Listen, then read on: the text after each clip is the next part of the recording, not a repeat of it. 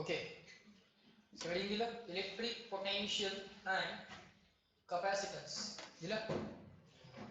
Electric charge म्हणजे काय, electric field म्हणजे काय, या सगळ्या गोष्टी आपण डिस्कस केलेल्या आहेत. इलेक्ट्रिक चार्ज म्हणजे काय, इलेक्ट्रिक फील्ड म्हणजे काय, या सगळ्या गोष्टी आपल्या डिस्कस करून झालेल्या आहेत.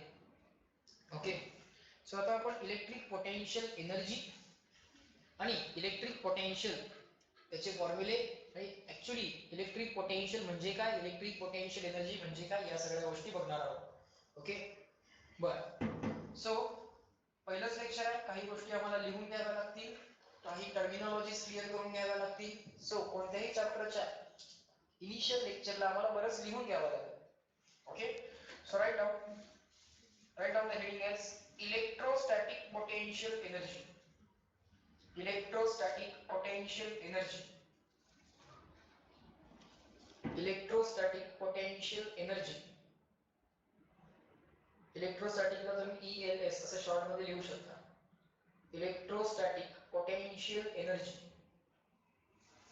Electrostatic potential energy, write down, is the energy because of, खाली directly लिहा, is the energy because of, is the energy because of, electrostatic potential energy is the energy because of, is the energy because of relative positions of charges in the system, is the energy because of, is the energy because of relative positions of charges in the system, is the energy because of relative positions of charges in the system.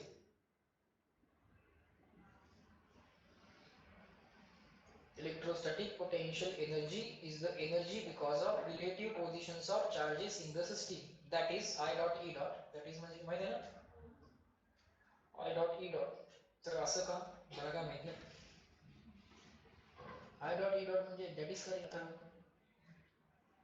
आम्हाला काय माहित. that is configuration of the system. तर सगळे fan clockwise का फिरतायत, कसं करते, clockwise फिरतोय का अँटी क्लॉकवाईज फिरतोय,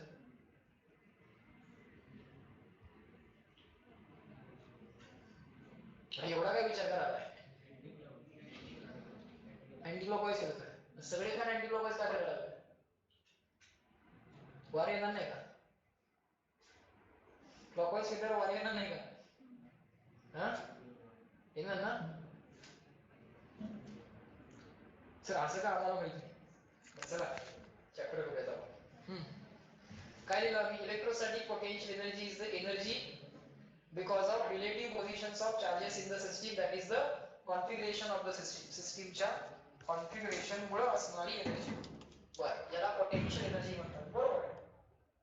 रिलेटिव्ह पोझिशन्स मुळे असणारी जी एनर्जी असते, मग पार्टिकल्सची असेल, चार्जेसची असेल, मासेसची असेल, काही इन शॉर्ट रिलेटिव्ह पोझिशन्स मुळे असणारी जी एनर्जी असते त्याला काय म्हणतात, बोला, त्याला इलेक्ट्रोस्टॅटिक पोटेन्शियल एनर्जी नाही म्हणत, त्याला पोटेन्शियल एनर्जी म्हणतात. काय म्हणतात, पोटेन्शियल एनर्जी असं म्हणतात. कशामुळे असेल ती, कॉन्फिगरेशन मुळे. कॉन्फिगरेशन म्हणजे काय, रिलेटिव्ह पोझिशन्स. कॉन्फिगरेशन म्हणजे काय, relative positions of particles of the system. Okay, म्हणजे हा इथं आहे, हा इथं आहे, हा इथं आहे, तर तुमच्या रिलेटिव्ह पोझिशन्स यात कुणीही कोणाची पोझिशन बदलली किंवा इंटरचेंज केली तर काय होईल, रिलेटिव्ह टू अदर्स त्या पार्टिकलची पोझिशन चेंज झाली ना. समजा ही इथं बसली, थोड्या वेळाने तिथं बसली, रिलेटिव्ह टू अदर्स त्याची पोझिशन चेंज झाली की नाही, झाली की नाही. So we will say in this system the configuration of this system has been changed.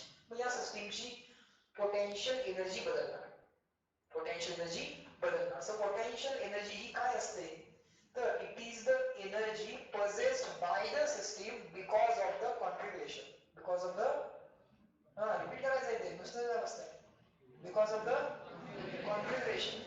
Okay, configuration means what, relative positions. Configuration means what, relative positions. Okay, fine, write down next, note. Note मला खाली लिहा, potential energy, आता त्याला short मध्ये P लिहायचं, capital P capital E. Potential energy can be defined only if potential energy can be defined only if potential energy can be defined only if the interaction involved. Interaction म्हणजे काय? Physics मध्ये interaction म्हणजे काय? कोठे बोल? Interaction म्हणजे काय? Sir गप्पा मार. इंटरॅक्शन म्हणजे काय? फिजिक्स मध्ये interaction, one particle is interacting with the other. Force.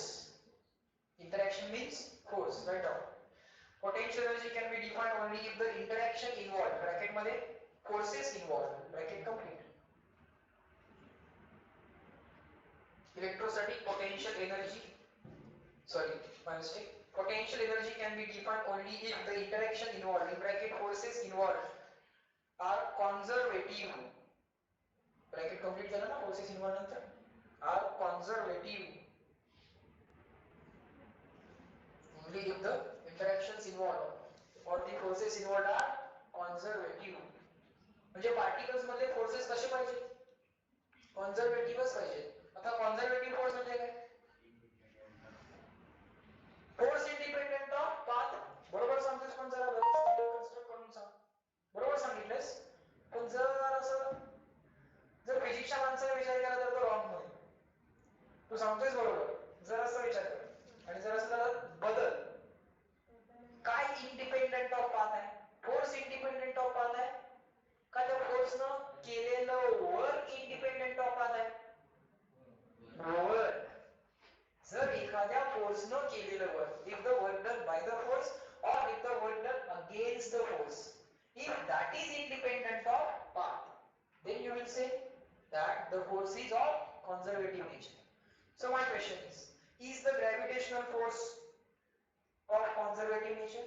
Gravitational force conservative आहे का? Yes. Is the electrostatic force is of conservative nature? Yes. Electrostatic पण conservative nature चा आहे, कारण लिहिलंय नाव तिथे electrostatic potential energy. आता ज्या अर्थी इलेक्ट्रोस्टॅटिक पोटेन्शियल एनर्जी ही कॉन्सेप्ट आहे, त्या अर्थी इलेक्ट्रोस्टॅटिक फोर्स हा काय असला पाहिजे? कॉन्झर्वेटिव्ह असलाच पाहिजे. ग्रॅव्हिटेशनल पोटेन्शियल एनर्जी ही कॉन्सेप्ट आहे की नाही? आहे. म्हणजे ग्रॅव्हिटेशनल फोर्स काय असला पाहिजे? कॉन्झर्वेटिव्ह. फ्रिक्शनल पोटेन्शियल एनर्जी असली काय कॉन्सेप्ट आहे? फ्रिक्शनल पोटेन्शियल एनर्जी असली काय कॉन्सेप्ट आहे का? नाही. So friction is non conservative force. समजायला लागलं? जरा टर्मिनॉलॉजी पहिल्यांदा आजच्या लेक्चरला क्लिअर करूया. बरोबर लिहा. Useful points for understanding potential energy in electric field. असं युजफुल पॉइंट्स. आता पोटेन्शियल एनर्जी जेव्हा म्हणेन तेव्हा पी लिहायचं डायरेक्ट शॉर्ट मध्ये लिहायचं. आपण ठरवलंय, काय ठरवलंय? वर्षभरात एवढी पेनाची शाई वाचवायची की सगळ्या पुढच्या पिढ्यांसाठी शाई शिल्लक राहिली पाहिजे. Useful points for understanding potential energy. Useful points for understanding potential energy. Number 1. Potential energy समजून घेण्यासाठी काही महत्त्वाचे points. Number 1. Doing work on the system. Doing work on the system. Doing work on the system. Doing work on the system. ये system वरती work करणं. Doing work on the system means providing energy to the system. सिस्टमला energy देणं. Doing work on the system means providing energy to the system. बरोबर ना? सिस्टमवर work करणं म्हणजे काय? सिस्टमला एनर्जी देणं. नंबर 2. आता तुमचा रायटिंग स्पीड पण हळूहळू इन्क्रीज होईल. पण मी जर लिहित बसलो तुम्ही स्लो लिहिता, मी ऑब्झर्व केलं. आता माझ्याबरोबर कंप्लीट होतं. तो हा पण एक चेंज आपण करूया.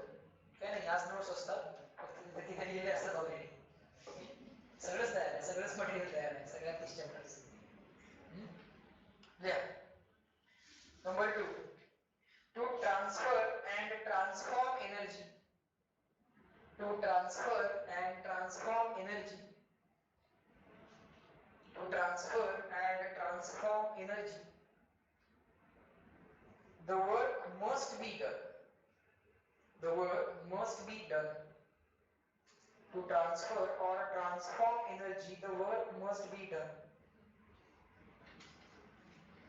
To transfer or transform energy, the work must be done. Transfer म्हणजे एनर्जी नुसती द्यायची. ट्रान्सफर म्हणजे काय? आता याच्याकडे थोड्या वेळात त्याच्याकडे असेल. That is called as transfer of energy. Okay. ट्रान्सफॉर्मचं मीनिंग कसं आहे? आता एनर्जी इलेक्ट्रिकल फॉर्म मध्ये थोड्या वेळानं मेकॅनिकल फॉर्म मध्ये कन्वर्ट झाली. ट्रान्सफॉर्म म्हणजे काय? आता फॉर्म कुठला आहे? इलेक्ट्रिकल. नंतर काय कन्वर्ट झालाय? Mechanical. That is called as transformation of energy. आणि ट्रान्सफर म्हणजे काय? ट्रान्सफर म्हणजे काय? जिथं इलेक्ट्रिसिटी प्रोड्यूस झाली तिथं ती इलेक्ट्रिकल फॉर्म मधली एनर्जी आणि आमच्या कोपऱ्यावरच्या ट्रान्सफॉर्मर पर्यंत जी एनर्जी येते ती कुठल्या फॉर्म मध्ये येते? इलेक्ट्रिकल फॉर्म मध्येच येते. So that is just the transfer of energy. Yes और no? There is no transformation of energy. Transformation happens when you use the electrical appliance. Yes or no? It absorbs the electrical energy or it takes input as the electrical energy and converts that in the mechanical energy. अलग लक्षात. So that is called as transformation. Transform आणि transfer meaning समजलं? Form बदलणं म्हणजे transform आणि transfer म्हणजे from one place to other place without transformation. जे form न बदलता एका पॉइंट पासून दुसऱ्या पॉइंटला पाठवतो. नेक्स्ट नंबर 3 एक कॉन्फिगरेशन ड्रॉ करा. नंबर 3 पॉइंट म्हटलं. नंबर 3 एक कॉन्फिगरेशन ड्रॉ करा आणि लिहा तिथं असं कॉन्फिगरेशन ड्रॉ करायचं. हा पहिला पॉइंट, सिस्टीम मधला पहिला चार्ज, हा सिस्टीम मधला दुसरा चार्ज, असे n नंबर ऑफ चार्जेस असतील. Show the distance between the two charges as infinity or very long in the sense. Physics मध्ये very long distance ला infinity directly यूज शकता.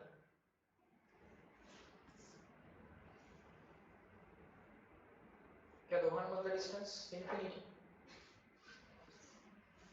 ओके. हा आता हे कॉन्फिगरेशन ड्रॉ केलं. रेडी पोझिशन दाखवल्या. पहिला दुसऱ्यापासून ॲट व्हेरी लॉंग डिस्टन्स आहे. दुसरा तिसऱ्यापासून ॲट व्हेरी लॉंग डिस्टन्स आहे. पहिला तिसऱ्यापासून ॲट व्हेरी लॉंग डिस्टन्स आहे. Clear? If all the particles of the system or if all the charges of the system are at very long distance from each other, will they interact with each other? Will they interact with each other? No. Means there will not be any force acting in between them. Interaction म्हणजे काय? Interaction म्हणजे काय? Force. They will not interact with each other means there will not be any force in between them. Okay? ह्या कॉन्फिगरेशनच्या शेजारी लिहायचं.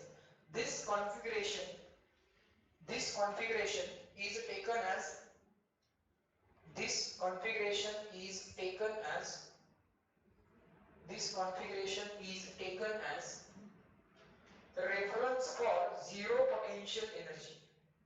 This configuration is taken as reference for zero potential energy. या कॉन्फिगरेशनला आम्ही zero potential energy assign करू शकतो. आपल्या हातात आहे पोटेन्शियल एनर्जी झिरो कधी म्हणायची. जसं ग्रॅव्हिटेशनल पोटेन्शियल एनर्जी झिरो कोणत्या लेवलला म्हणायची, that is in our hand. Yes और नो? मला पाहिजे त्या लेवलला पोटेन्शियल एनर्जी झिरो करता येते. पण जनरली आपण पोटेन्शियल एनर्जी झिरो कुठे करायचो? कुठे करायचो? At the ground, at the lowest point of the system. Yes और नो? एक पार्टिकल होता, सर्क्युलर मोशन करत होता, मिड पॉइंटच्या लेवलला पोटेन्शियल एनर्जी झिरो घेतली का आपण कधी? नाही. कुठे घेतली? बॉटम पॉइंटच्या लेवलला. येस और नो? मिडला घेतली असते तरी चालली असते. बरं, मग इलेक्ट्रोस्टॅटिक्स मध्ये झिरो पोटेन्शियल एनर्जी कोणत्या कॉन्फिगरेशनला असाइन करायची? when all the particles are at very long distance from each other, they are not interacting with each other. Okay? पुढे लिहा. 3 पॉइंट झाले. आता नेक्स्ट पॉइंट हे लिहा. Electrostatic interaction energy. Next point लिहा. Electrostatic interaction energy म्हणजेच electrostatic potential energy. Electrostatic interaction energy. Electrostatic interaction energy. Electrostatic interaction energy in bracket electrostatic ELS short मध्ये इलेक्ट्रोस्टॅटिकला ELS potential energy. Electrostatic potential energy म्हणजेच electrostatic interaction energy, nothing else. काही वेगळं नाही त्याचा अर्थ, दोन्हीचा अर्थ एकच. दोन्हीचा अर्थ एकच. Electrostatic potential energy in the bracket electrostatic interaction energy म्हणजेच electrostatic potential energy. Potential energy म्हणजे काय? It is energy because of the configuration of the system. Configuration means relative positions of particles or the charges in the system. But लिहा is defined as जी potential energy, electrostatic potential energy कशी define केली आहे बघूया. is defined as external work required. Is defined as external work required. Is defined as external work required to assemble the particles of the system. Is defined as external work required to assemble the particles of the system. Is defined as external work required to assemble the particles of the system. Particles of the system from infinity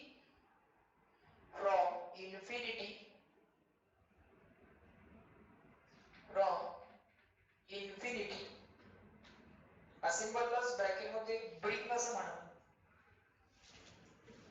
असेंबललाच bracket मध्ये वरती किंवा खाली छोटासा arrow bring असं म्हणा. Bracket complete करा. Assemble करायचं म्हणजे हे सगळं आणायचं. Assembly means what? To bring it together. Assemble means to bring it together. Okay, अर्थ कळला नाही असं नको व्हायला म्हणून ब्रॅकेट मध्ये ब्रिंग असं लिहिलं. इज डिफाइंड ॲज काय लिहिलं?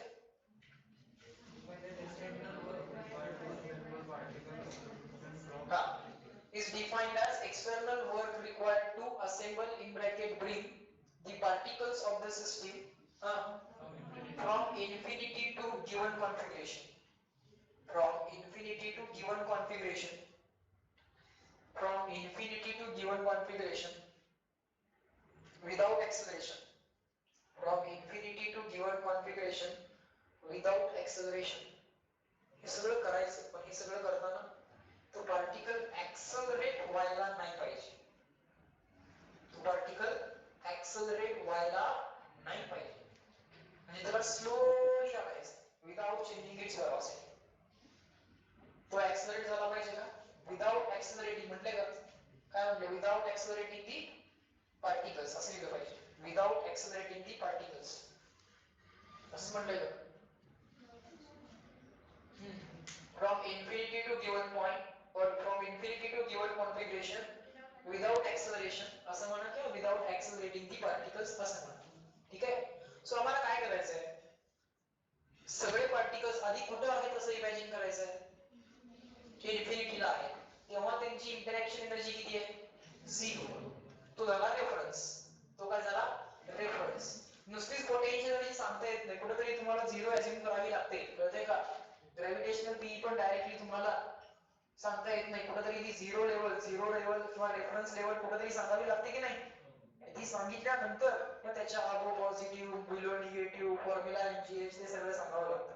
आता when all the charges in the system are at infinity, we assume that configuration as zero potential energy configuration. काय म्हणतात त्याला? रिपीट करा. Zero potential energy configuration. आता आम्हाला काय करायचंय? हे सगळे लावून लावतात.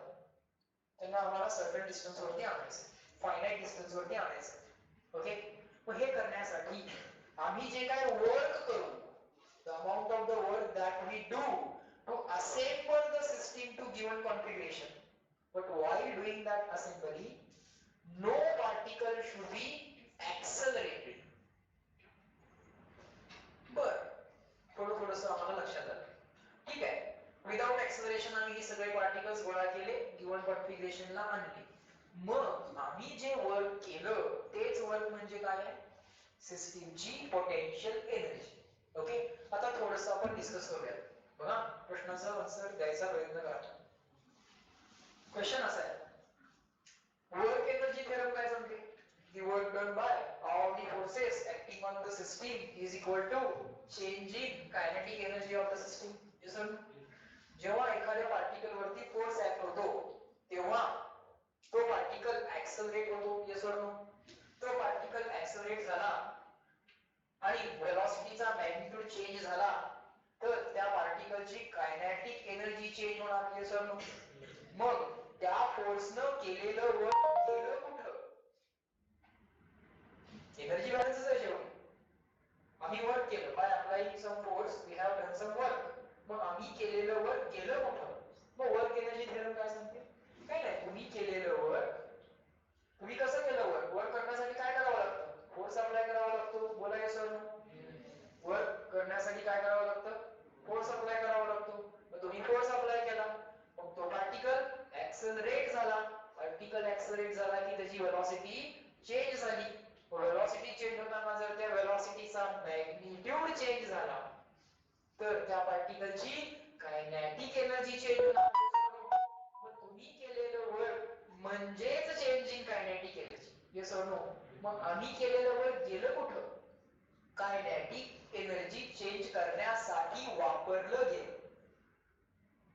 पण ह्या केस मध्ये पार्टिकल ऍक्सलरेट झाला की झाला नाही? झाला, कारण त्याच्या वेलोसिटीचा मॅग्निट्यूड बदललाय म्हणजे कायनेटिक एनर्जी बदलली. समजतंय का? मग आता सेकंड थॉट, मी त्याला जर without acceleration infinity to given point आणणार आहे. माझे सगळे पार्टिकल्स कुठे आहेत? लांब लांब आहेत. एका गिवन पोझिशनला मला ते आणायचे, finite distances from each other. तुम्ही सगळी लोक इन्फिनिटीला आपापल्या घरी आहात. ओके, तुम्हाला सगळ्यांना वरून आणायचं आणि तुम्ही सगळी लोक एकमेकांना रिपेल करताय. आता तुम्ही एकमेकांच्या सॉरी आता तुम्ही आपापल्या घरी. ओके, आता तुम्ही सगळी कुठे आपापल्या घरी.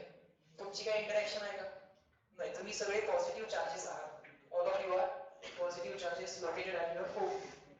So, are you interacting right now? No. So right now you are at very long distance from each other. I have to bring all of you in this classroom. त्याचं डिस्टन्स त्याच्यापासून, त्याचं distance त्याच्यापासून, हिचं distance त्याच्यापासून, ही सगळी relative position झाले. प्रत्येकाला मला इथं आणायचं आहे. पण तिथनं इथं आणताना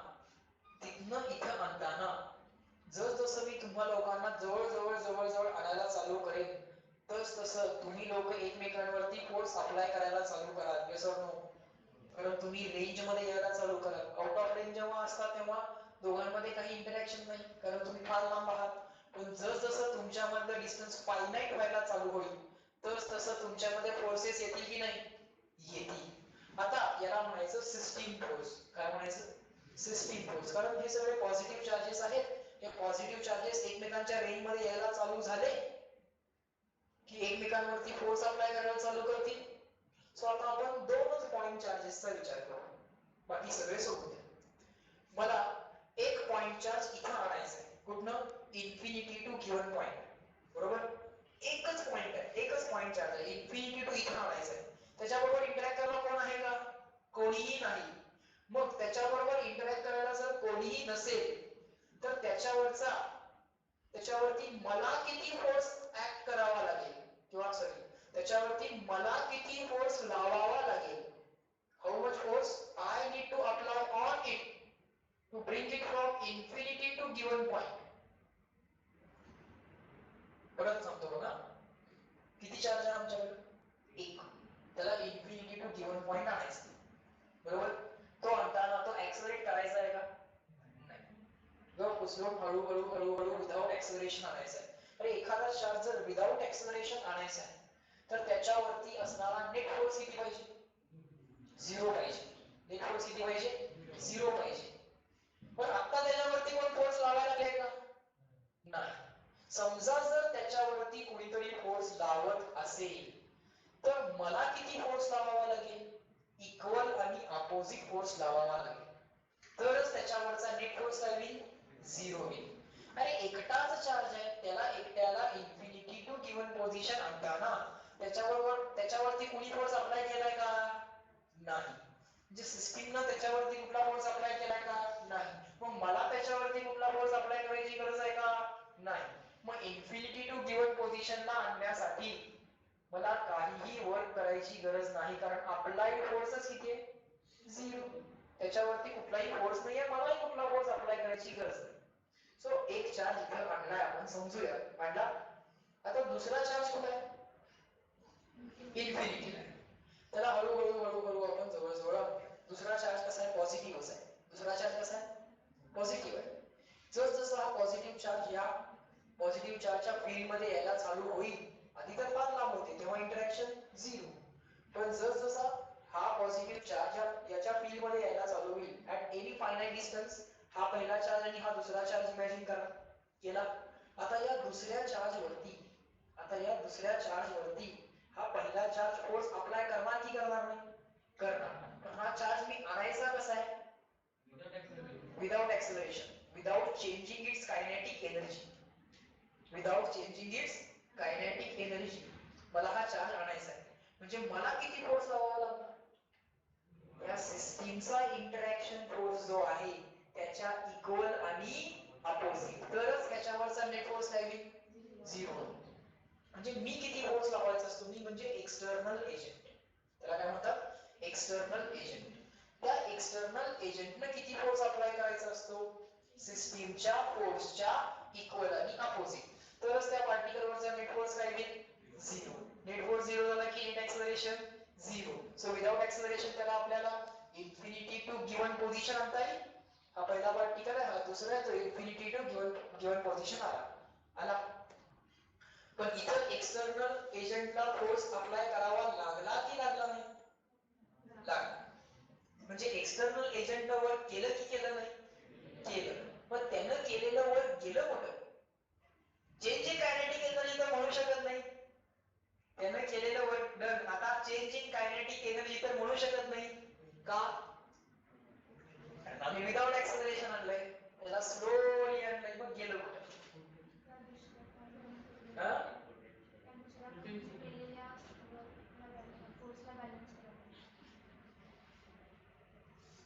गेलं कुठं? एनर्जीचा बॅलन्स आणायचा. ते सगळं गेलं कुठं? मी एक्सटर्नल एजंटने वर्क केलं की नाही? मी वर्क केलं की नाही? माझी एनर्जी गेली की नाही? हे वर्क करण्यात मग गेली कुठं? कुठंतरी असली पाहिजे. Energy cannot be destroyed. गेली कुठं मग? ही एनर्जी स्टोअर झाली आहे कुठल्या फॉर्म मध्ये? पोटेन्शियल एनर्जी मध्ये. आणि ही पोटेन्शियल एनर्जी का असते? Because of relative positions. Yes or no? Same गंमत सांगतो. एक स्प्रिंग आहे आमच्याकडे. अनस्ट्रेच्ड पोझिशन मध्ये. स्प्रिंग कशी आहे? Unstretched position. स्ट्रिंगच्या अनस्ट्रेच्ड पोझिशनला स्ट्रिंगची पोटेन्शियल एनर्जी किती घेतो आम्ही? 0. त्या कॉन्फिगरेशनला काय म्हणतो आम्ही? 0 पोटेन्शियल एनर्जी कॉन्फिगरेशन. प्रत्येक सिस्टीमचं 0 पोटेन्शियल एनर्जीचं काहीतरी कॉन्फिगरेशन असतं. जसं ग्रॅव्हिटेशनच्या केसमध्ये एक रेफरन्स लेवल कुठेही ड्रॉ करा, काम झालं. चार्जेसच्या केसमध्ये when charges are at very long distance from each other, तेव्हा त्याची आम्ही पोटेन्शियल एनर्जी किती घेतो? 0. ओके. तसं प्रत्येक सिस्टीमचं काहीतरी 0 पोटेन्शियल एनर्जी कॉन्फिगरेशन असतं. अनस्ट्रेच्ड पोझिशन मध्ये स्प्रिंग जर असेल, the spring is at unstretched position, then the configuration is called as 0 potential energy configuration. Now if you are stretching that spring or if you are compressing that spring without acceleration, without accelerating the block, एक spring आहे, एक block आहे, त्या ब्लॉकला without acceleration तुम्ही ढकलताय आणि स्प्रिंगला compress करताय किंवा त्याला त्याला एक्सटेंड करताय. एक स्प्रिंग आहे, त्याला एक ब्लॉक अटॅच केलाय, ती स्प्रिंग तुम्हाला कॉम्प्रेस करायची आहे किंवा एक्सपांड करायची आहे. But you are not changing the kinetic energy of the block. But you have to apply the force. You are applying how much force? Equal and opposite force to that of the spring force. Spring force च्या equal आणि opposite force तुम्हाला apply करावा लागतो. Yes or no? Yes or no? Spring फोर्सच्या equal आणि opposite force तुम्ही apply करा. स्प्रिंगला elongate करा किंवा कॉम्प्रेस करा. केला? बरं. हे विदाउट एक्सेलरेशन केलं आम्ही. का म्हणणार आम्ही? नेट फोर्स 0 होता ना पार्टिकलवरचा, म्हणून तर आम्ही असं म्हणणार की विदाउट एक्सेलरेशन हे केलेलं वर्क आहे. हे वर्क कसं केलंय आम्ही? एक्सटर्नल फोर्सने जे काय वर्क केलंय हे ultimately without accelerating the particle केलंय. कारण पार्टिकलवरचा नेट फोर्स किती होता? 0 होता. सिस्टीमचा जेवढा फोर्स होता तेवढाच इक्वल आणि अपोजिट फोर्स आम्ही एक्सटर्नल लावला होता. त्यामुळे हे जे काय वर्क डन झालं हे पार्टिकलला ऍक्सलरेट न करता झालं. सो एक्सटर्नल फोर्सनं केलेलं work change in kinetic energy तर म्हणता येणार नाही. मग हे वर्क गेलं कुठं? गेलं कुठं? It is the change in potential energy of the system. स्प्रिंगचं कॉन्फिगरेशन बदलली की नाही? बदललं की नाही? स्प्रिंगच्या आतल्या पार्टिकलच्या रिलेटिव्ह पोझिशन बदलल्या की बदलल्या नाहीत? बदलल्या. येस और no?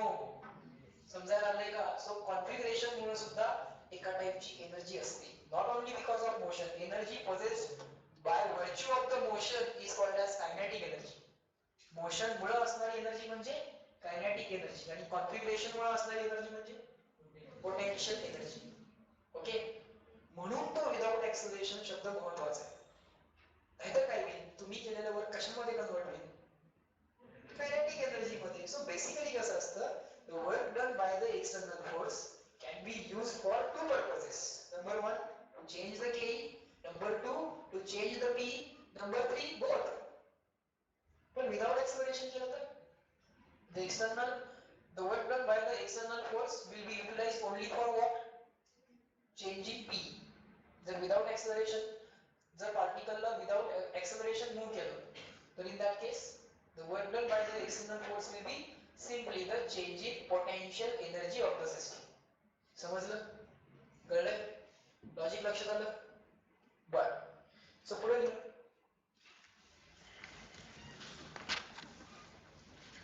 potential energy of single charge system.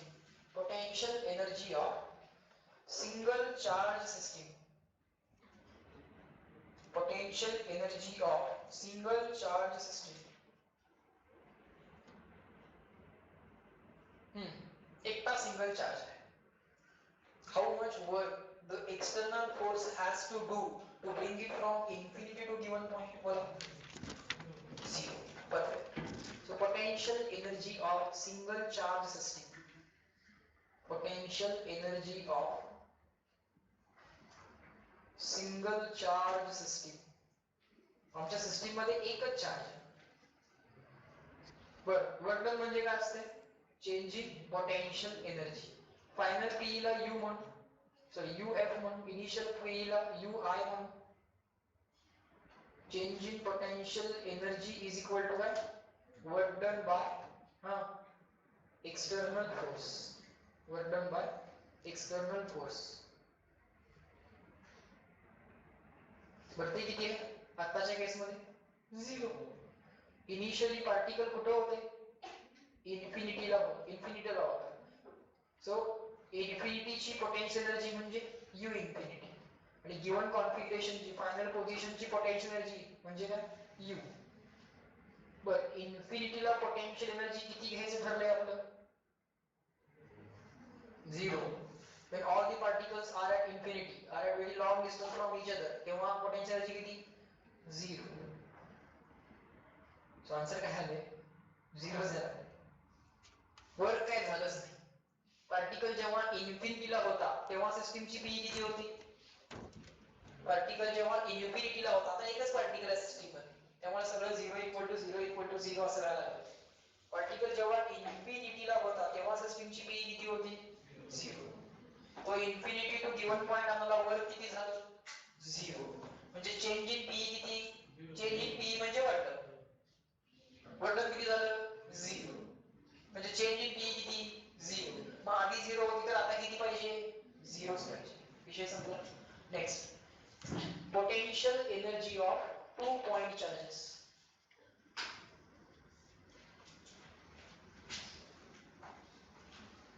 लिहा, potential energy of 2 point charges.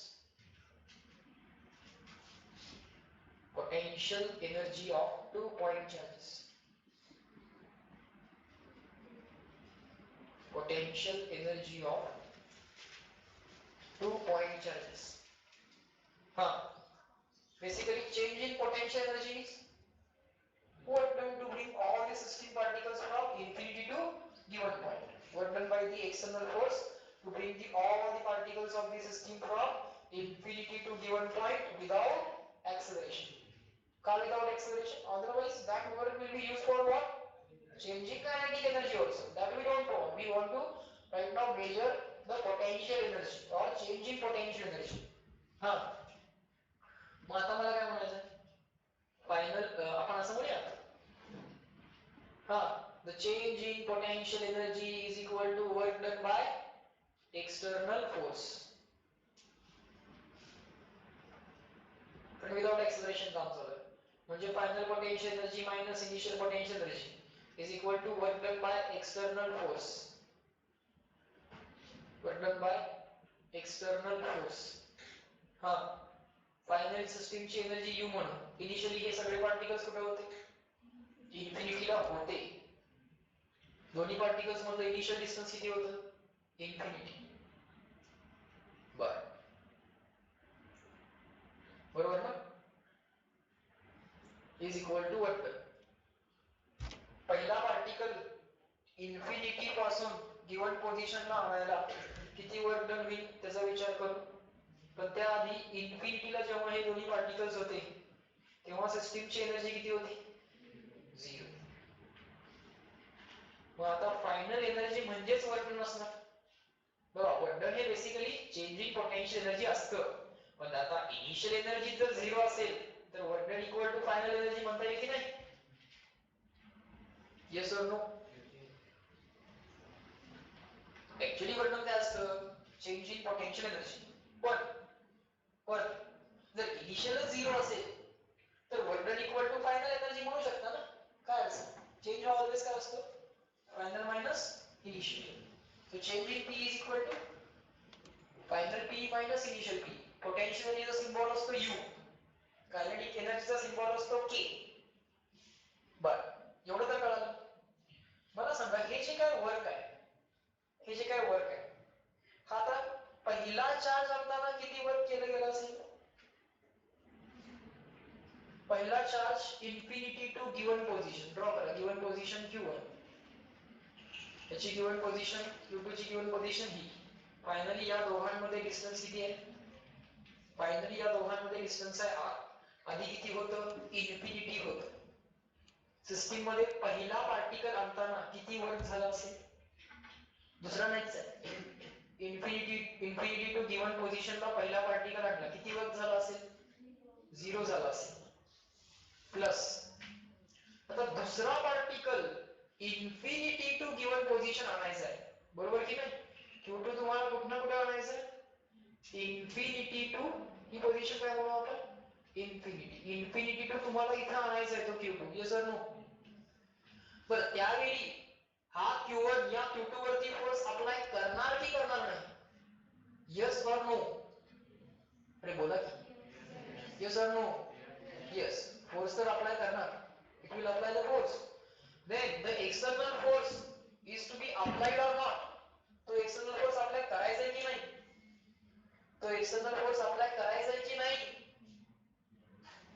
अरे सिस्टीम मध्ये फोर्स आहे की नाही? Q1 Q2 वरती फोर्स लावतोय की नाही? लावतोय. आणि हा Q2 विदाउट एक्सेलरेशन म्हणायचा आहे ना? मग Q2 ला जर विदाउट एक्सेलरेशन म्हणायचं असेल तर एक्सटर्नल फोर्स अप्लाय करावा लागेल की लागणार नाही? लागेल. पण त्यासाठी पण काहीतरी वर्क करावं लागेल. बरोबर का?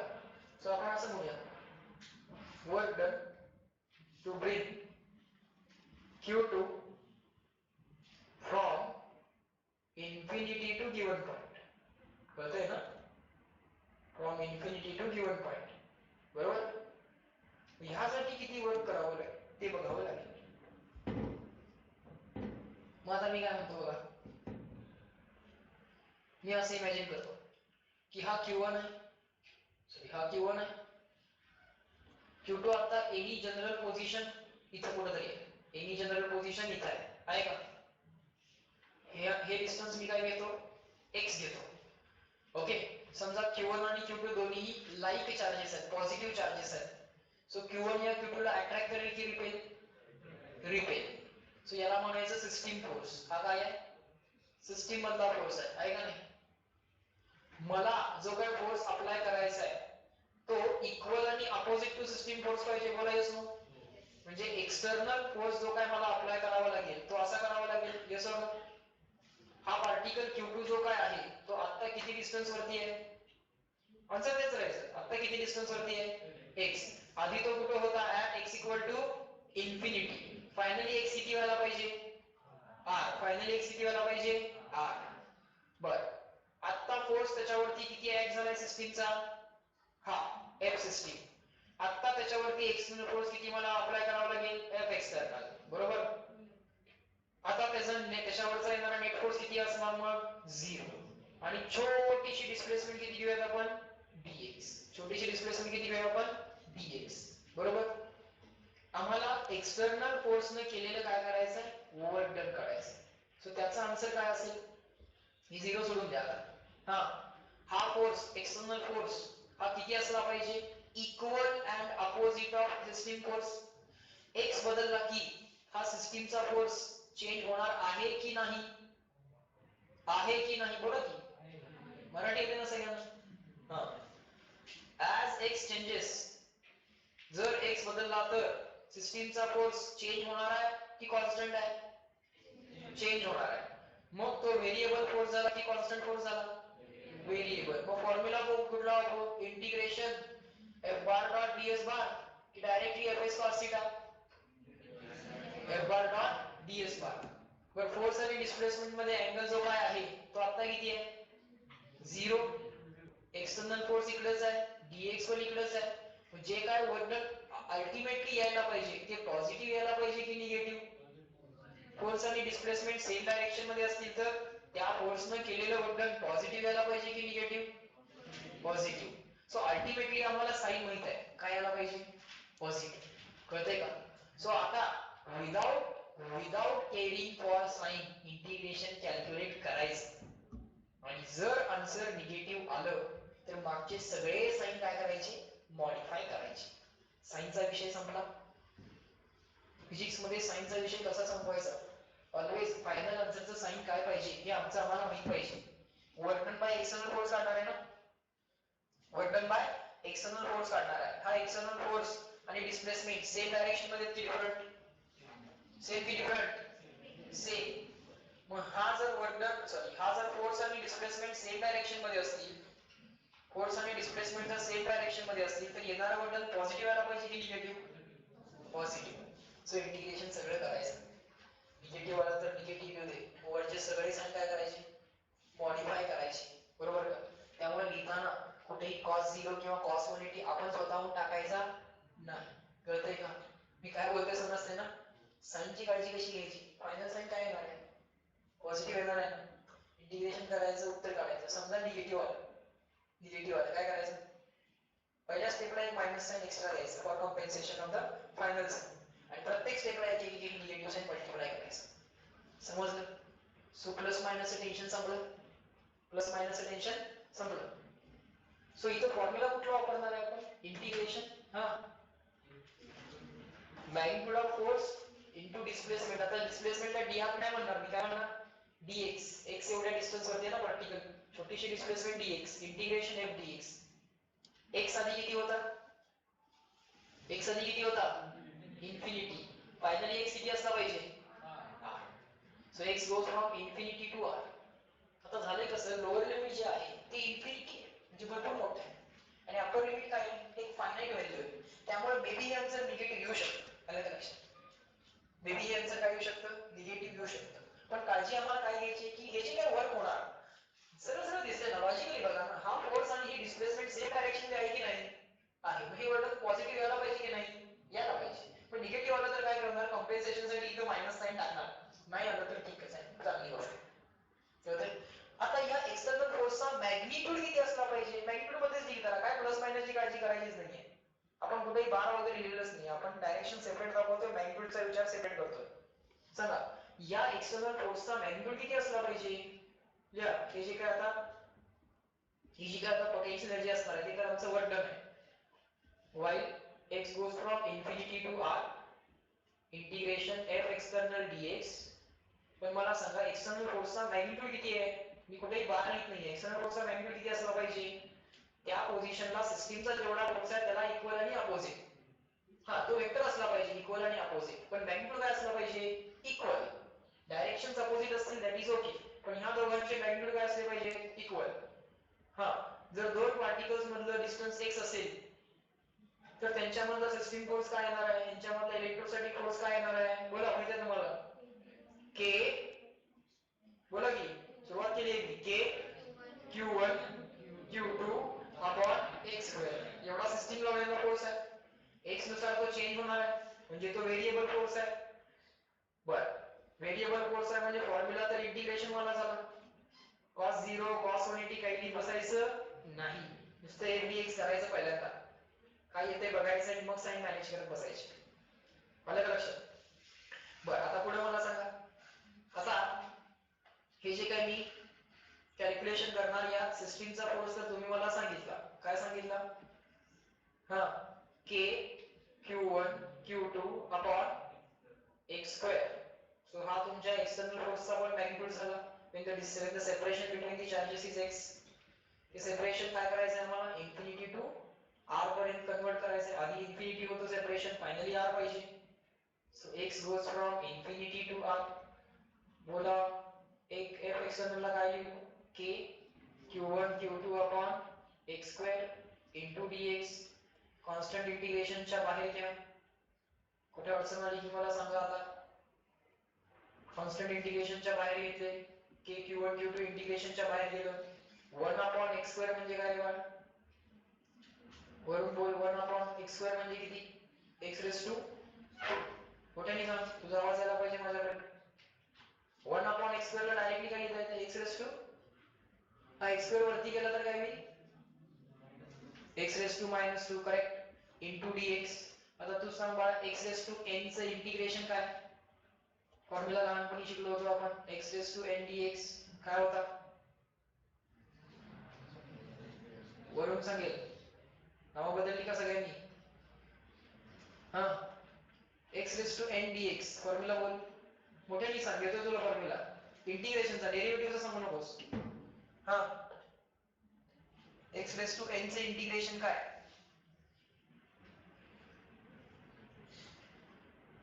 तू सांग मी शेजारचा, मोठ्याने सांग. हा बरोबर सांगतोस n प्लस, नुसतंच n plus 1 upon n plus 1 म्हणजे 1 होईल बघ. x रेस टू n चे इंटिग्रेशन काय, x raise to n plus 1 upon n plus 1. हा x raise to n plus 1 upon n plus 1. कुणाला अडचण नसावी याच्यामध्ये. पुढं k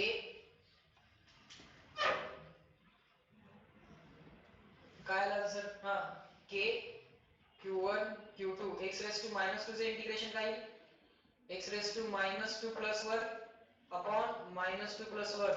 हर्ष बरोबर का, बरोबर का, मोठ्याने बोल यस नो. हा पुढे प्लस ची लिहायची काय गरज आहे का, प्लस ची केव्हा लिहितात जर लिमिट्स नसतील तर, लिमिट्स आहेत ना, x ची आधीची व्हॅल्यू किती इन्फिनिटी, फायनल व्हॅल्यू किती x ची r, x goes from infinity to r. बर k q1 q2 तर मायनस 2 प्लस 1 किती झालं मायनस 1, मायनस 2 प्लस 1 किती झालं minus 1. x goes from infinity to r, k q1 q2 हा मायनस 1 बाहेर काढून टाका, हा मायनस 1 बाहेर घेऊन टाकूया.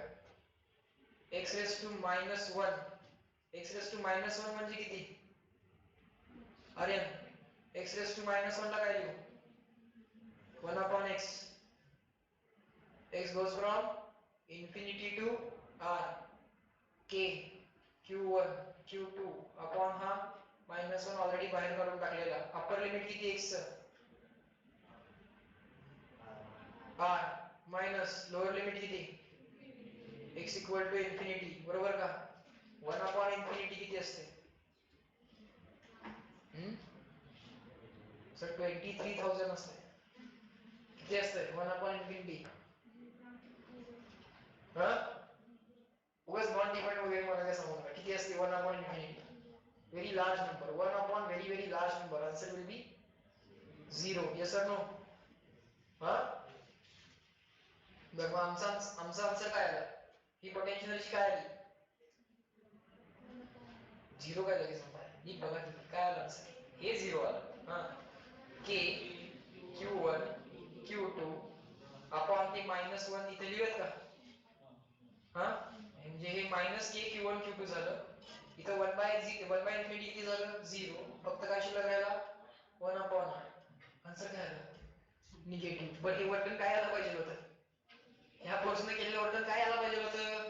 पॉझिटिव्ह. त्यातलं ते अप्पर लिमिट लहान आहे आणि लोअर लिमिट आणि अप्पर लिमिट बघा. लोअर लिमिट काय आहे? इन्फिनिटी. अप्पर लिमिट काय आहे? फायनाइट आहे. त्यामुळे ते साइन मध्ये मिस्टेक होते. त्यामुळे काय होते? साइन मध्ये मिस्टेक होते. आलं का लक्षात? डेफिनेशन आपण परफेक्ट वापरतोय पण साइन मध्ये मिस्टेक झाली. आन्सर यायला काय मिळालं होतं? पॉझिटिव्ह. आम्ही दोन्ही चार्जेसला काय अज्युम केले?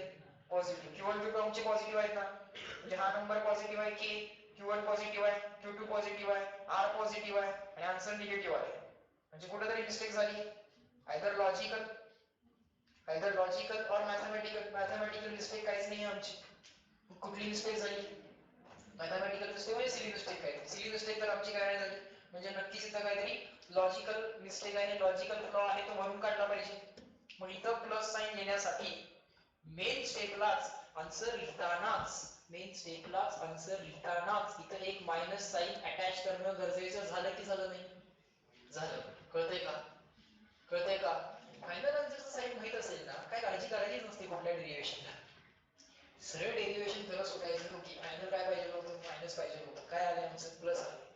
म्हणजे एक मायनस साइन कंपेन्सेशन पहिल्या स्टेपला ऍड करायचं. ओके, कळतंय का? चेक करणाऱ्याला कळतंय का की तुम्ही नंतर मायनस साइन ऍड केलंय? ते बघताना ही स्टेप बघणार, पुढची स्टेप बघणार, तिसरी स्टेप बघणार, चौथी स्टेप बघणार बोर्डाला. बरोबर का? त्याला कळणार आहे का? त्याला तर कळणार नाहीये. मग काय अडचणच नाहीये. म्हणजे काय? फिजिक्स मध्ये साइनचा विचार सेपरेट करा, नंबर्सचा विचार सेपरेट करा, थिंग्स विल बिकम इझी. म्हणजे काय? विदाउट टेन्शन तुम्ही भर कॅल्क्युलेशन करू शकाल. ओके, काय यायला पाहिजे होतं बाबा आन्सर? पॉझिटिव्ह यायला पाहिजे होतं. आले काय? निगेटिव्ह. कंपेन्सेशन साठी मायनस साइन ऍडजस्ट करा. इथं मायनस साइन ऍडजस्ट केलं, इथे एक मायनस साइन येणार, इथे कुठं नाही, हा इथे एक मायनस साइन येणार, इथे एक ऍडिशनल मायनस साइन येणार, इथे एक ऍडिशनल मायनस साइन येणार, इथे एक ऍडिशनल मायनस साइन येणार, इथे एक ऍडिशनल मायनस साइन येणार, इथे एक ऍडिशनल मायनस साइन येणार आणि हे काय करून टाकणार आपण? प्लस.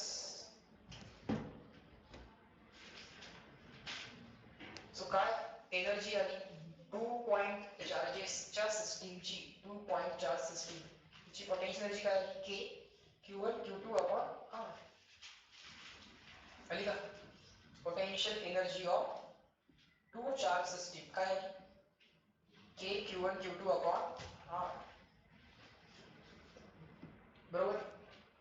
म्हणजे पहिला चार्ज आणताना किती वर्क केलं आम्ही? 0. दुसरा चार्ज आणताना किती वर्क केलं असणार? K Q1 Q2 upon R. आता Q1 पॉझिटिव्ह असेल, पॉझिटिव्ह टाका, Q2 निगेटिव्ह असेल, निगेटिव्ह टाका. बरोबर का? आम्ही अज्युम केले होते Q1 Q2 काय आहे? पॉझिटिव्ह. आता ह्यातला Q1 -3 कुलॉम आहे, -3 टाकू. आता आमचा Q2 -7 आहे, -7 टाकू. Q1 आमचा +5 कुलॉम आहे, 5 टाकू. Q2 आमचा -13 कुलॉम आहे, मायनस टाकू. येईल फायनल आन्सर पॉझिटिव्ह यायचं असेल तर पॉझिटिव्ह, निगेटिव्ह यायचं असेल तर निगेटिव्ह. कळतंय का? पण आम्ही Q1 Q2 जेव्हा पॉझिटिव्ह होते तेव्हा आन्सर पॉझिटिव्ह यायला पाहिजे होतं की नाही? त्या हिशोबाने आम्ही ऍडजस्टमेंट केली. बाकीची ऍडजस्टमेंट आपोआप होतात. कळालं? समजलं? बर, मग मला सांगा potential energy of 3 point charges किंवा 3 पार्टिकल सिस्टीम सांगा. reading the potential energy of system of 3 point charges. Potential energy of system of 3 point charges. Potential energy of system of 3 point charges. पहिला इथं आहे, दुसरा पॉइंट चार्ज इथं आहे, तिसरा point charge इथं आहे. पहिल्या आणि दुसऱ्या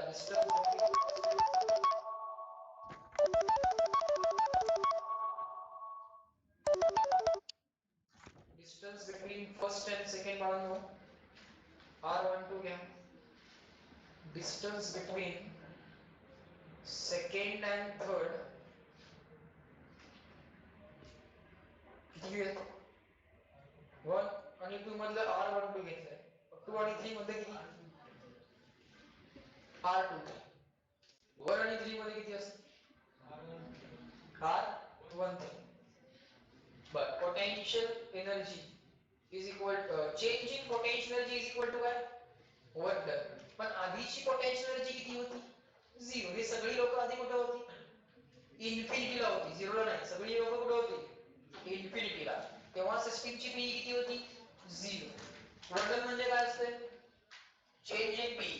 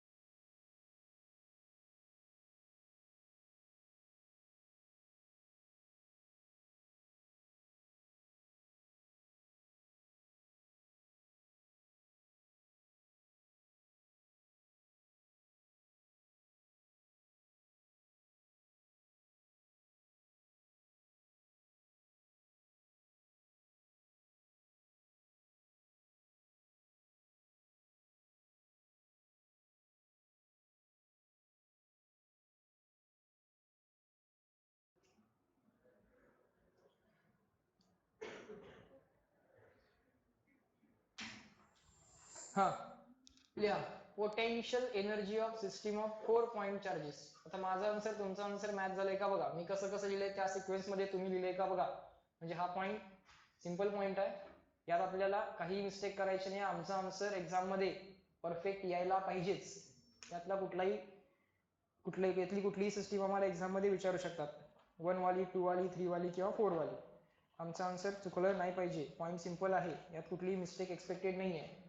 लिहा PE of system of 4 point charges. Harsh answer बरोबर आहे का बघ माझं. इथं Q1 आहे, माझ्याकडे बघ. इथं Q2 आहे, इथं Q3 आहे, इथं Q4 आहे. ओके. पहिला चार्ज आणायला किती वर्क होणार? पहिला चार्ज आणायला 0, बरोबर का? तो कुणाशी इंटरॅक्ट होणार आहे का? नाही. सेकंड चार्ज कुणाबरोबर इंटरॅक्ट होणार? फक्त पहिल्या बरोबर. Yes or no? Second charge will interact only with the first. हे डिस्टन्स किती? R12. सो किती वर्क होणार बोल? K Q1 Q2 बरोबर सांगतोयस आपण R12. K Q1 Q2 आपण R² आहे की अपॉन R आहे? अपॉन R आहे की अपॉन R² आहे? अपॉन R आहे. अपॉन R आहे. एनर्जी काढतोय का फोर्स काढतोय? एनर्जी काढतोय. म्हणजे एनर्जी स्केलर असते, त्यामुळे तुम्ही सरळ सरळ ऍड करत जाताय, किंवा वर्क स्केलर असते, सरळ सरळ ऍड करत जाताय. काही रिझॉल्व वगैरे करायची गरज नाही. हा आता थर्ड चार्ज कुणाकुणाच्या फील्ड मध्ये येणार? फर्स्टच्या. थर्ड चार्ज फर्स्टच्या फील्ड मध्ये आण. सांग हर सांग. के Q1 Q3 upon R13. Very good. शेजारचा, हर्षच्या शेजारचा नाव सांभाळ तुझं पहिल्यांदा. योगीराज. हा योगीराज सांग मला, Q3 आता कुणाच्या फील्ड मध्ये आला? Q3 आता कुणाच्या फील्ड मध्ये आला? जे विचारते ते सांगायचं. Q3 आता कुणाच्या फील्ड मध्ये आला? Q2 च्या. आता आन्सर सांग. वर किती लागेल? K Q1. कुठला Q1? K Q2 Q3 upon R23. म्हणजे हा काय? R23 झाला. तिसरा चार्ज आला सिस्टीम मध्ये. प्लस नाव फोर्थ चार्ज. फोर्थ चार्ज वरूनच्या शेजारी. तुझं नाव सांग. प्रज्वल. प्रज्वल सांग मला, Q4 आता कुणाच्या फील्ड मध्ये आणूयात? Q4 कुणाच्या फील्ड मध्ये आणूयात? Q1 च्या. किती वर्क करावं लागेल सांग? K Q1 Q4 upon R14. Correct. Plus अरे सांग आता Q4 कुणाच्या फील्ड मध्ये आणूयात? कुणाच्या? Q2 च्या. सांग किती वर्क करावं लागेल? K Q2 Q4 R24. तुझं नाव विसरलो मी बरं. रोहन कांबळे. हा रोहन. हा रोहन सांग आता Q4 कुणाच्या फील्ड मध्ये आणूयात? Q3 च्या. ओके. हा K Q3 Q4 upon R34. म्हणजे हे डिस्टन्स काय असणार? R34. आणि हे डिस्टन्स काय असणार? R13. हे डिस्टन्स काय असणार? R34. बरोबर. संपलं. करता येईल. 5 पॉइंट चार्जेस वगैरे करता येईल. आता 5 पॉइंट चार्जेस मध्ये इथपर्यंत तर सगळं सेमच राहणार. फक्त फिफ्थ चार्ज फर्स्टच्या फील्ड मध्ये, सेकंडच्या फील्ड मध्ये, थर्डच्या फील्ड मध्ये आणि फोर्थच्या फील्ड मध्ये. कळलं सगळ्यांना? संपला हा विषय. ओके. इथपर्यंतच्या सगळ्या गोष्टी आता सांगितलेल्या कळाल्या का आम्हाला आजच्या लेक्चरच्या? समजल्या ना? बर. आता जे काय तुमचे मागच्या चॅप्टरचे एक 2-4 डाऊट्स राहिले होते काल एक्सरसाइज 1 आणि 2 मधले, हे डाऊट्स आपल्याला बघायचे. 5 मिनिटं ब्रेक घेऊन लगेच परत या. फार कुठे लांब जायचं नाहीये, बाहेरच्या दुकानात वगैरे कुठे जायचं नाही. आता इथंच पटकन फ्रेश व्हा आणि लगेच येऊन वर्गात बसा.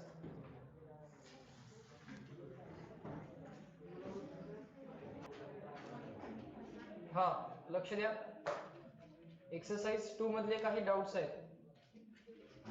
नंबर 20 बघा. 20, 22, 19 केला का आपण? हा तो पोटेन्शियल वाला होता तो चॅप्टर आपण जस्ट आज चालू केलाय. नंबर 20 बघा, लिहा क्वेश्चन नंबर 20. काय दिलंय, काय विचारलंय, कसं लिहायचं असते बघा, गणित कशी सोडवायची असतात बघा. हा, the flux through the electric flux through the surface of area 100 metre square. काय दिलाय, एरिया ए म्हणा किंवा एस म्हणा, काही म्हणा, एरिया ए किती दिलाय 100 metre square, lying in the XY plane. Area कोणत्या प्लेन मध्ये, XY प्लेन मध्ये. मग याचा एरिया वेक्टर कसा असेल, लगेच हाच विचार आला पाहिजे. एरिया वेक्टर ऑलवेज एरियाला कसा असतो, परपेंडिक्युलर. एरिया XY प्लेन मध्ये असेल तर XY प्लेनला परपेंडिक्युलर डायरेक्शन म्हणजे कुठली डायरेक्शन, कुठली डायरेक्शन, झेड डायरेक्शन. झेड डायरेक्शनचा युनिट वेक्टर कोण, के कॅप. झेड डायरेक्शनचा युनिट वेक्टर कोण, के कॅप. मग बाळांनो एरिया वरनं एरिया वेक्टर जर लिहायचा असेल तर कसा लिहिणार, magnitude into direction. Magnitude into direction. Magnitude काय आहे 100, डायरेक्शन काय आहे एरियाची, कारण एरिया XY प्लेन मध्ये आहे तर XY प्लेनला परपेंडिक्युलर डायरेक्शन कुठली, XY प्लेनला परपेंडिक्युलर डायरेक्शन कुठली, झेड. झेडचा युनिट वेक्टर कोण, के कॅप. मग मॅग्निट्यूड इंटू डायरेक्शन, डायरेक्शन म्हणजेच काय, unit vector. So area vector झाला. बर, पुढे काय म्हटलंय, electric flux through the surface of area 100 metre square lying in the XY plane is if electric field is I cap plus root 2 j cap plus root 3 k cap. Electric field काय दिली आहे, I cap plus root 2 j cap plus root 3 k cap. ही काय दिली आपल्याला, electric field दिली आहे. ही काय दिली आपल्याला, इलेक्ट्रिक फील्ड दिली आहे. एरिया वेक्टर दिला आणि काय विचारले, या इलेक्ट्रिक फील्ड मुळे या एरियाशी असोसिएटेड इलेक्ट्रिक फ्लक्स. मग मध्ये बरेच काय काय काय काय लिहिलंय, इज म्हटलं, एवढे मी कळते आम्हाला. इलेक्ट्रिक फ्लक्स मध्ये काहीतरी काहीतरी दिलंय, इज असं विचारलंय, बरोबर का. आणि युनिट पण काय, इलेक्ट्रिक फ्लक्स एसआय युनिटच आहे, व्होल्ट मीटर म्हटलेलं आहे. इज कसं काढणार, इलेक्ट्रिक फील्ड कॉन्स्टंट असेल तर E bar dot S bar. Electric field constant असेल तर E bar dot S bar, आणि व्हेरिएबल असेल तर इंटिग्रेशन ईडीएस कॉस थिटा किंवा integration E bar dot DS bar. Integration E bar dot DS bar केलं असतं जर इलेक्ट्रिक फील्ड व्हेरिएबल असती तर. आता flux equal to question mark. Flux तर स्केलर आहे, पाय बार म्हणायची गरज आहे का, नाही. पुढे काय, E bar dot S bar, काय आला dot product, I cap plus root 2 J cap plus root 3 K cap dot 100 K cap. आता तुम्हाला क्वेश्चन का आला नसेल हा, तर ऑब्विसली तुम्हाला हा एरिया वेक्टर लिहिता आला नसणार आहे. ते 100 के कॅप किंवा सोल्युशन मध्ये त्यांनी ते के कॅप का घेतलंय हे नसेल कळलं. अरे एरिया XY प्लेन मध्ये तर एरिया वेक्टर कसा असेल, अलॉंग झेड. झेडचा युनिट वेक्टर कोण, के कॅप. म्हणून ते मॅग्निट्यूड इंटू डायरेक्शन केले. Magnitude of area 100 metre square, direction K cap. अलग लक्षात. आणि हा आहे एसआय युनिट मध्ये, इलेक्ट्रिक फील्ड पण आहे एसआय युनिट मध्ये, सगळं एसआय युनिट मध्ये आहे. सो फ्लक्सचा आन्सर मिळणार एसआय युनिट मध्ये. बर, आयच्या कोएफिशियंटची मल्टिप्लिकेशन 0 येणार आहे कारण इकडे आयचा कोएफिशियंटच नाहीये. जेच्या कोएफिशियंटची मल्टिप्लिकेशन 0 येणार आहे कारण इकडे जेचा कोएफिशियंटच नाहीये, बरोबर का. आन्सर कोणाचा येणार, फक्त केच्या कोएफिशियंटची मल्टिप्लिकेशन, म्हणजे आन्सर काय येणार, रूट 3 इंटू 100. बघा ऑप्शन मध्ये रूट 3 इंटू 100. बरं त्यांनी तर आकडा काढलाय. हा, रूट 3 ला काय करू, आलं का बघा, 173 व्होल्ट मीटर. काय पॉइंट, अरे लिही मग, पॉइंट 2 लिही, 1.732 असं लिही.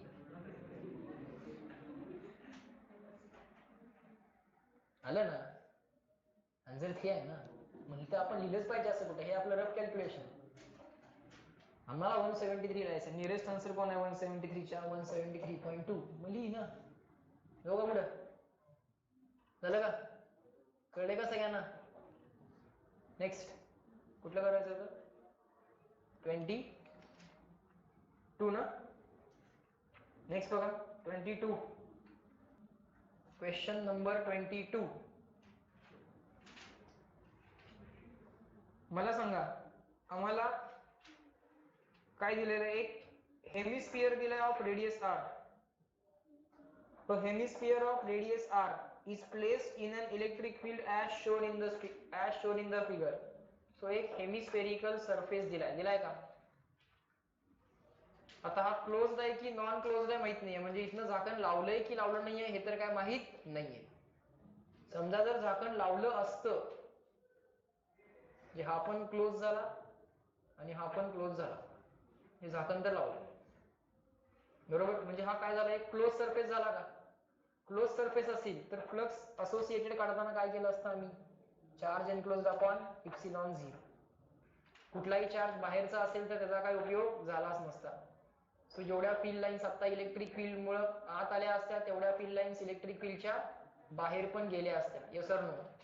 जेवढ्या लाईन्स आत आल्या तेवढ्या बाहेर तर गेल्या असत्याच. ओके. आता त्यांनी काय विचारले? टोटल आउटगोईंग फ्लक्स इज, असं विचारले. काय विचारले? टोटल आउटगोईंग फ्लक्स इज, म्हणजे आता आम्हाला फक्त काय करायचंय?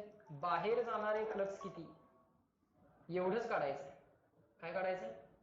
बाहेर जाणारे फ्लक्स किती एवढंच काढायचंय, बरोबर का? मग आम्ही काय केलं पाहिजे? फ्लक्स कोणत्या एरियामधून बाहेर जातात? सर्क्युलर एरियामधनं बाहेर जातात, सर्क्युलर एरियामधनं बाहेर जातात की हेमिस्फेरिकल एरियामधनं बाहेर जातात? बोला, कोणत्या एरियामधनं बाहेर जातात? सर्क्युलर एरियामधनं जातात. सर्क्युलर एरिया हा इलेक्ट्रिक फील्डला परपेंडिक्युलर आहे का? प्रत्येक पॉइंटला सर्क्युलर सोडून द्या. कुठला म्हटलं पाहिजे? हेमिस्फेरिकल. सर्क्युलर एरियामधनं इलेक्ट्रिक फ्लक्स आत येत आहेत ना. क्वेश्चन काय विचारलं होतं मी? बाहेर जाणारे फ्लक्स विचारले होते. सर्क्युलर मधनं आत येत आहेत आणि बाहेर कुठनं जात आहेत? हेमिस्फियर मधून. हेमिस्फियर इलेक्ट्रिक फील्डला प्रत्येक पॉइंटला परपेंडिक्युलर आहे का? नाही. हेमिस्फियरचा प्रत्येक पॉइंटला जो काय एरिया आहे तो इलेक्ट्रिक फील्डला परपेंडिक्युलर नाहीये. आपण अशी एक डेफिनेशन बघितली होती, आठवतंय का? Electric flux associated with the surface is equal to electric field into electric फील्डला असणारा effective perpendicular area. Yes or no? So या हेमिस्फियरचा आता या सर्क्युलर फेसचा विचार सोडून द्या. या हेमिस्फेरिकल सरफेसचा किती एरिया, या हेमिस्फेरिकल सरफेसचा इफेक्टिव्हली किती एरिया या इलेक्ट्रिक फील्डला परपेंडिक्युलर आहे? इफेक्टिव्हली किती? हाच ना. आपण असं बघितलं होतं, आठवतंय का? या हेमिस्फियरचा इफेक्टिव्हली किती परपेंडिक्युलर एरिया असणार आहे इलेक्ट्रिक फील्डला? पाय आर स्क्वेअर, म्हणजे सर्क्युलर एरिया, बरोबर का? मी सर्क्युलर एरिया सेपरेट काढला तुमच्यासाठी आणि हा हेमिस्फेरिकल एरिया सेपरेट काढला तुमच्यासाठी, तर तुम्ही मला असं सांगितलं असतं की नाही, या एरियाला क्रॉस करून जाणारे flux electric field into perpendicular area. इथं आन्सर किती लिहिलं असतं? इलेक्ट्रिक फील्ड इंटू परपेंडिक्युलर एरियाचं किती लिहिलं असतं? E into pi R square.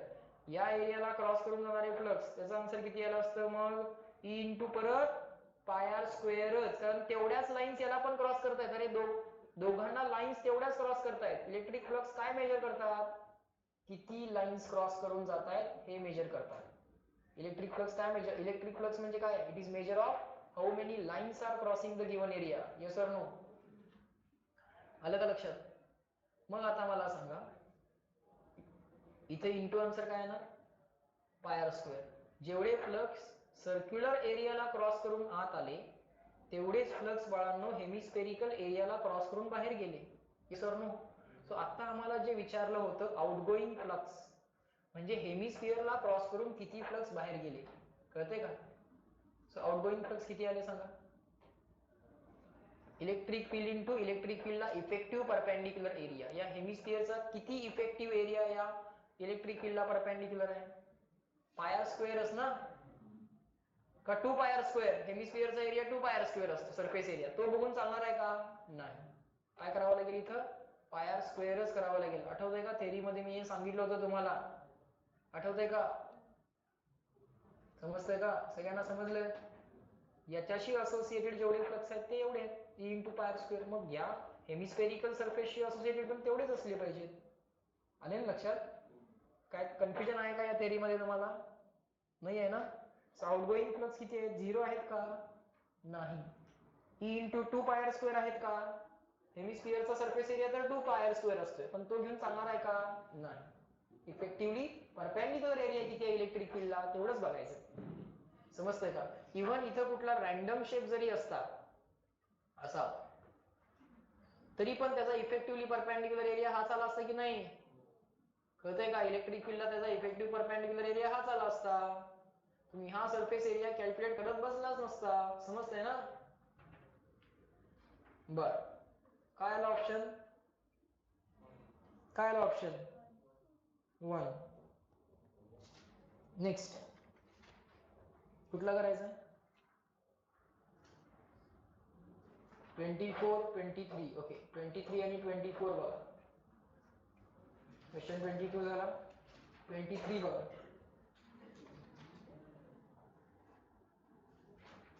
नीट वाचायचा क्वेश्चन आणि मग आन्सर द्यायचं. If the electric flux entering and living a closed surface, या क्लोज सरफेसला एंटर होणारे आणि लिव्ह होणारे इलेक्ट्रिक फ्लक्स आर रिस्पेक्टिव्हली, म्हणजे एंटरिंग वाले पहिल्यांदा दिले जातील, एक्झिटिंग वाले नंतर दिले जातील, कारण रिस्पेक्टिव्हली असं म्हटलंय, of magnitude.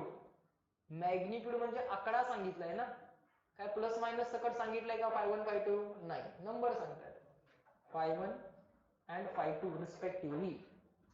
Then electric charge inside the surface will be, याच्या आत किती चार्ज एनक्लोज असेल? कसं करणार? नेट फ्लक्स कसं करतो आपण? Charge enclose upon epsilon 0. Charge enclose काय येईल मग? नेट फ्लक्सचा आकडा, बरोबर का? नेट फ्लक्सचा नंबर अपॉन एप्सिलॉन 0. असं म्हणूयात नेट फ्लक्स कमिंग आउट आहे. काय झालं? चुकलं काय? Into epsilon 0. बर, काय लिहू इथं? Net flux into epsilon 0. आता नेट फ्लक्स म्हणतो मी आउटसाइड आहे, कमिंग आउट आहे, मग net coming out flux is equal to all flux coming out minus all flux coming in. याचा आकडा ऑल फ्लक्स कमिंग इनचा आकडा, सॉरी ऑल फ्लक्स कमिंग आउटचा आकडा minus all flux coming in. Net flux coming out असं म्हणूयात, net flux coming out is equal to हा all flux coming out minus all flux coming in. पण यातल्या phi1 आणि phi2 ला काय कन्सिडर करायचं आहे? नंबर की number with sign? Number. phi1 आणि phi2 काय आहे? Magnitudes. They are just numbers. कळतंय का?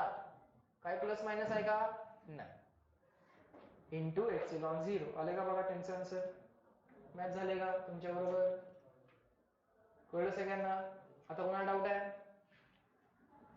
आहे का? समजलंय का? समजलंय का? सगळ्यांना समजलंय का? काय प्लस मायनस मध्ये गडबड करून आलात तर बघा एक्झाम मध्ये. नेक्स्ट 24 बघा. Electric charges are distributed in a small volume. एक छोटासा व्हॉल्यूम काढूया, त्यात इलेक्ट्रिक चार्ज डिस्ट्रीब्युटेड दाखवूयात. दाखवला का? किती घेऊयात हा चार्ज? Q घेऊयात. पुढं the flux of electric field through the spherical surface of radius 20 centimeter surrounding the total charge. Total charge ला एक स्फेरिकल सरफेस आहे असा surrounding of radius 20 centimetre.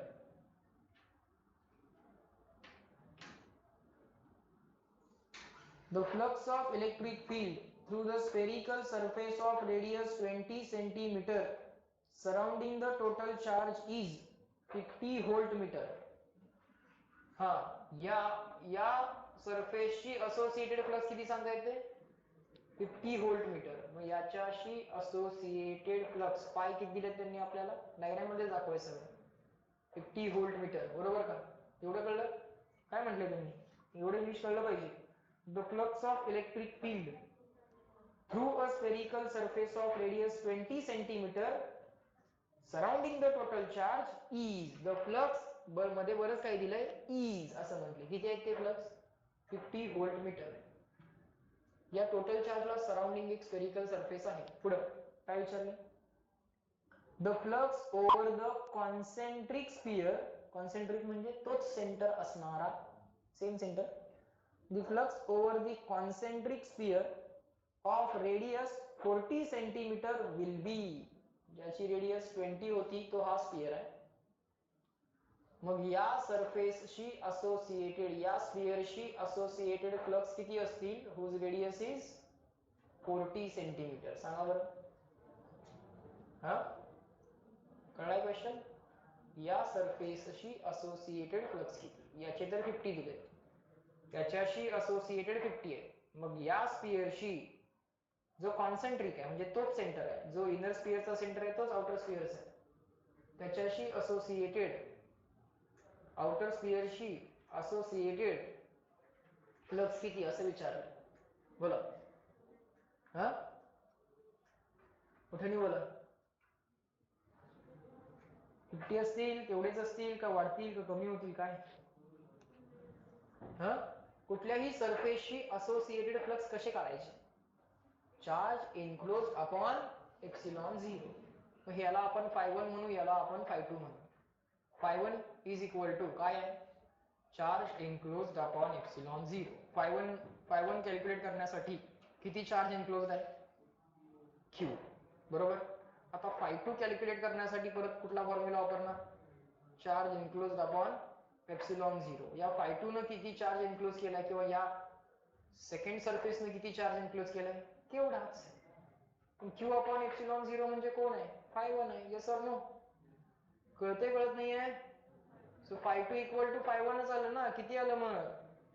50 volt metre. तर लॉजिकल पण आहे ना. जे फ्लक्स, समजा आता जे फ्लक्स पहिल्या सरफेस मधनं बाहेर पडतात ते असे आहेत. अरे तेवढेच फ्लक्स दुसऱ्यामधनं बाहेर पडणार नाहीत का? ह्यातनं पण जाणार आहेतच. काय वेगळा विचार, काय कॅल्क्युलेशन पण करायची काय गरज आहे का? आता मी तर कॅल्क्युलेशन करून दाखवलं. चला, charge enclosed upon epsilon 0 logically पण सुटला असतं की नाही तुम्हाला? सुटला असतं ना. आन्सर काय आला पाहिजे? 50 यायला पाहिजे. Yes or no? आणि कुठला करायचा सांगा? झाले सगळे? सगळे डाऊट सगळ्यांचे क्लिअर झाले? तर कोणाचा होमवर्क राहिलाय करायचा? असं कोण आहे का? मार्क करू का मी सगळ्यांचे होमवर्क झालेत म्हणून? करू ना? तू कधी करणार आहेस? 1-2 दिवसात कर. आणि आजारी पडू नकोस. नाव काय तुझं? वेदांत. आजारी पडू नकोस. बोललेले लेक्चर ते याच्यावरनं बघून घे. कुठल्या? युट्यूबच्या लिंकवरनं. ठीक आहे, थांबूया. उद्या काय 2-2 सेशन करायची गरज नाही. उद्या 2 सेशन मध्ये एकच चॅप्टर शिकूया. चॅप्टर तर संपलाय. नवीन चॅप्टर आज आपण चालू पण केलाय. ठीक आहे. डाऊट कसे कसे सॉल्व्ह करायचे मी तुम्हाला सांगितलंय. आता लेक्चरलाच करून टाकू, विषय संपवून टाकू. चला.